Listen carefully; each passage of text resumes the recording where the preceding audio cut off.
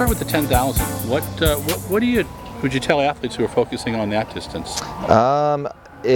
For here, I mean, with any other races, I want to look at the field first, who's in there. Sure. I think it was Jake Riley referenced it. He said it's a little bit of some of the big hitters are out, and you kind of look and see how they're running. And so, if for somebody that has a stand-in or trying to make that team, you try to break the race into 2 or 3 races. Everything that's longer, that's usually a key point that I try to get in their minds, because when they do that, they're able to focus a little bit more intensely when they're going to need to, and that's probably how the trials is going to go. Sure. Usually we see very slow build-up, men and women. Yeah. It's like almost like a tempo run.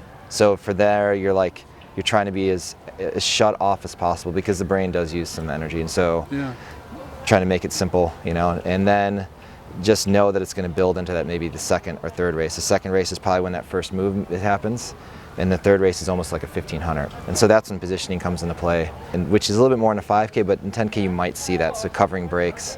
But the key thing is like when that second part of the race or the third part of the race happens, that you've used as little energy as possible, both physically and mentally. And so the visualization a lot has to do with like how those steps you think they're gonna play out.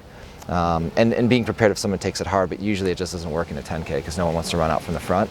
So that's one of the things I would look at. Women's race might be a little different with Molly Huddle. Sure. But if I'm her and if I'm coaching her and she's doubling, she probably doesn't make a move until 5K, 3K out.